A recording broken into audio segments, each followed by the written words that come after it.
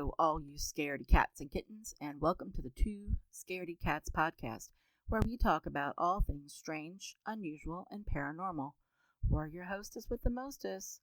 I'm Stacy, and unfortunately, Kara's not with us again this week. She is out in California in San Diego on a photo shoot with some friends. They hired her to shoot some photos out there, so they can have a little trip. So anyway, that is where Kara is this week. She will hopefully be back with us next time we record. And hopefully we will be going someplace scary or haunted here soon, because she's coming down to us, because she lives in Columbus and we live in Cincinnati. She's coming down to us for her youngest brother's graduation from high school at the end of May, and we'll probably do some there's a couple places that we were thinking about checking out or going to visit, so we will post that when we go do that or have that adventure. We would like to thank anybody that is new with us today for starting to listen to our podcast, and welcome aboard. Hopefully you enjoy the stories that we tell here and some of the different types of haunted and paranormal stuff that we cover here on our podcast. So today I will be covering a story that I have not heard of. It's a kind of lesser known haunted doll that's here in the United States. I mean, we've all heard of Annabelle, which is probably the most popular doll that we've all heard of, thanks to the Conjuring movies and all that. And then there's Robert the Doll, which we have all heard of, who, is on display down in Key West, Florida. If you haven't had the opportunity to go check him out, but do not take any photos of him. He does not like that. And it is known that if you do take photos of him, he will curse you. So do not take photos of Robert the Doll.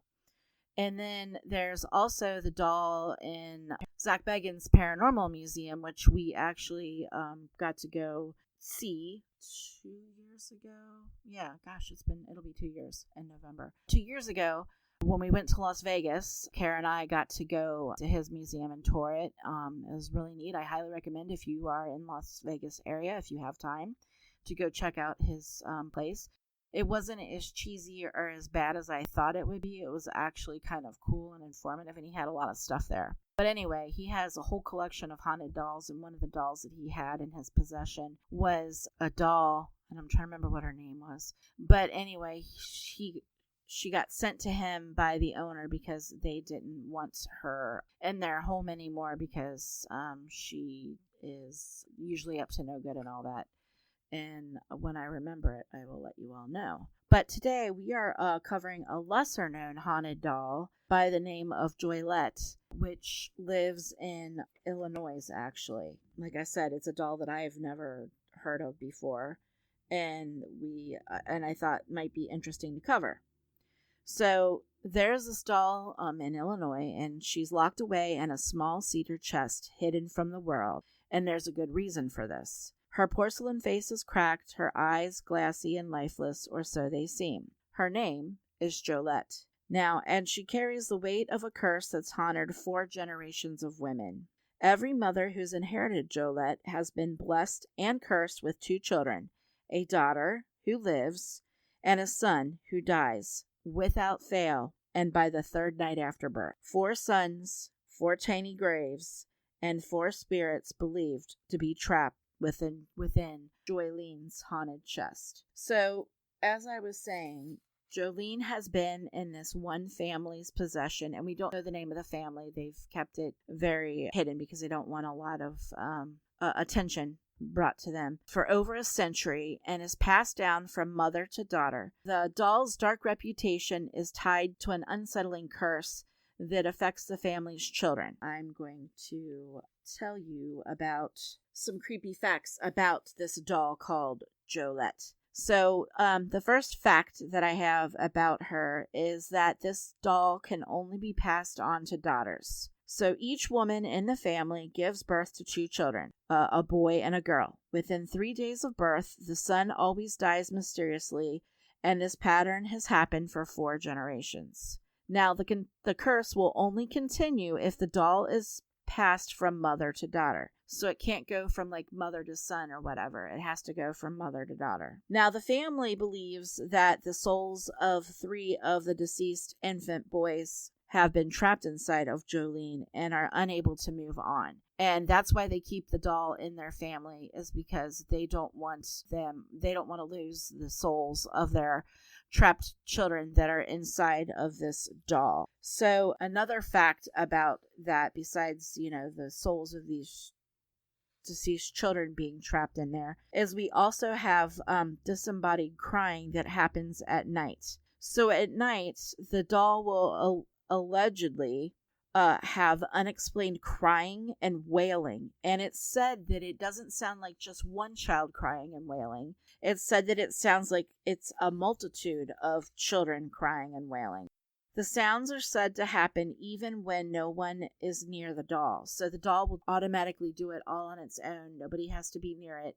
Just randomly at different times, it will start crying. The fourth fact about this doll called Joliet is that paranormal activity increases with the age of the current generation's female, approaches the age of childbearing years. The activity around the doll starts increasing. And some of the things that happen is they'll have strange cold spots around the house or near the child that's nearing childbearing years. There'll be power drains if they turn on like electronics or electric in the house. There'll be a drain on phone batteries and stuff like that. And a lot of times the child or the girl that's entering the childbearing years will have dreams that will feature the little boys that have passed on. Like, she'll have dreams about little boys. The fifth fact about it is the family refuses to destroy the doll. It says, despite the terror that the family has experienced, they refuse to part with or destroy her because they believe doing so could further endanger the trapped souls inside of the doll. But they also believe that by doing so, they could unleash something worse. According to the family legend, the curse may have originated when the great-grandmother was betrayed by a jealous friend who gave her the doll. So the doll was given to the great-grandmother when she was pregnant with her second child, which was a little boy. And it turns out 3 days after giving birth, the little boy died mysteriously. And it was believed that, after it happened several times, that it was because that was a curse put on the doll by the person that gave the great-grandmother the doll. Like I said, they believe that this doll hides dark intentions. They believe that the friend that gave the great-grandmother the doll may have been dabbling in the dark arts, maybe like black magic and stuff like that, or voodoo, and that she put a curse on the doll. I have some stories also about Joliet, and these are all stories that have come from the family about things that have happened over the years with having Joliet in their possession. So there's one story that says, it's a pretty creepy story, that involves the great-grandmother who, after losing her son, attempted to burn the doll because she was concerned that there was a curse on it. So apparently when she tried to set the doll on fire, the fire would not catch to the doll. Instead, the room filled with inexplicable crying. Like, there was like these, you could hear these crying noise, but it wasn't attached to any person or any animal or anything. And then she said that a powerful gust of wind came through the room and shattered the windows. Since then, every family member has refused to destroy Joliet, fearing they would have retribution from whatever is cursed or inside of this doll. Now, the most recent inheritor of the doll once considered breaking the cycle by refusing to have children. But she claims that strange things began happening after she decided she was, not going to have children. She would have blood spots appearing on baby clothes that she didn't own. And dreams, she would have these dreams of cribs rocking by themselves. And eventually, as it so happened, she did end up having children And the pattern repeated with her having a girl and then a boy, and then the boy died 3 days later, very mysteriously. They don't know how or why.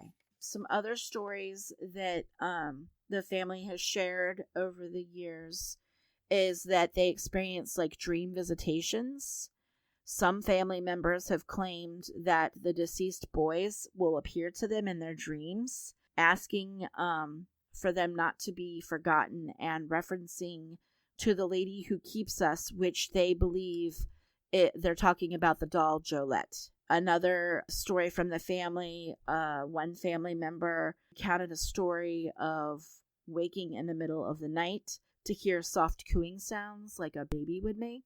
And when she got up, because, she kept hearing these baby noises, and then she says she felt something brush against her cheek, like softly brushing her cheek, or maybe, cuddling with her or whatever.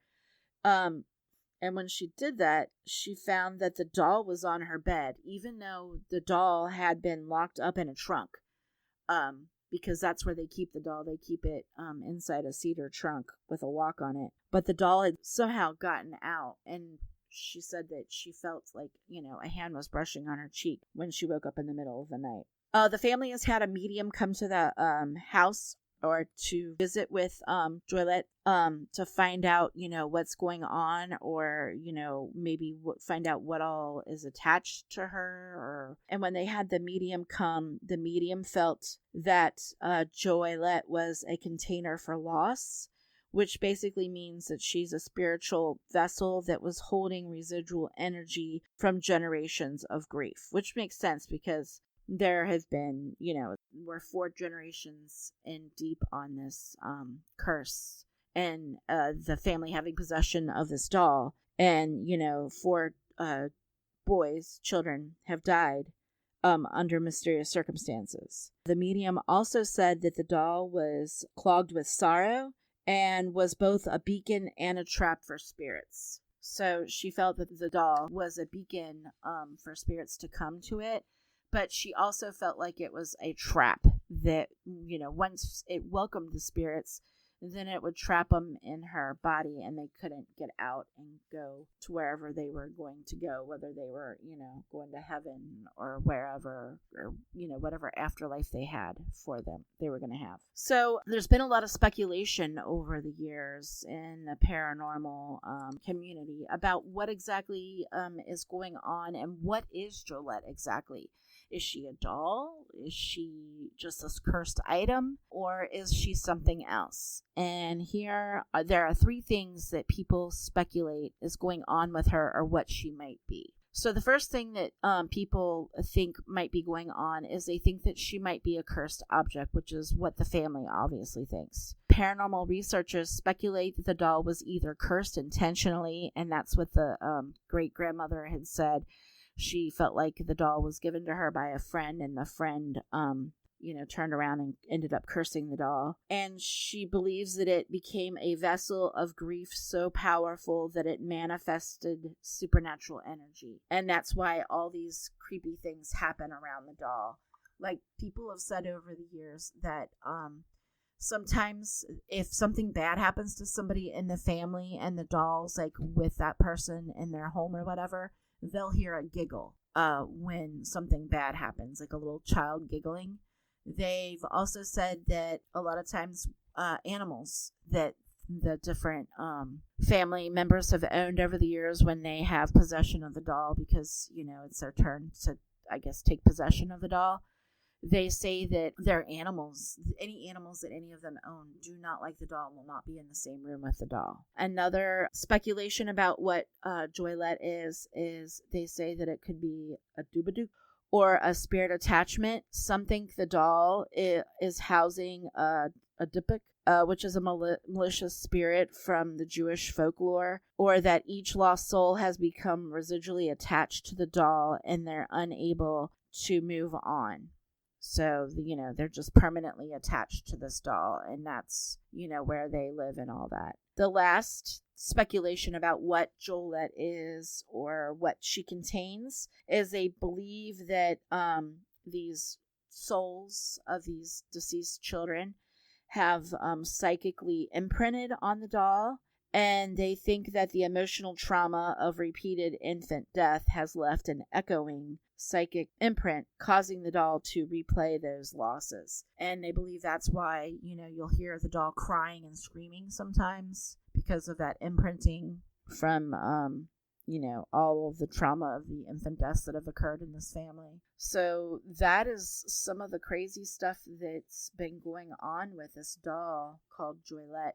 The family still does have the doll. It's still in their possession. They still plan on passing it down to the next, generation, which I think is crazy. That I would think that by now there's got to be some way you can break the curse. I don't know that I would want to have a cursed doll in my house or in my possession. I can understand, though, why they might not want to get rid of it, especially if they think that their loved ones are trapped inside of it.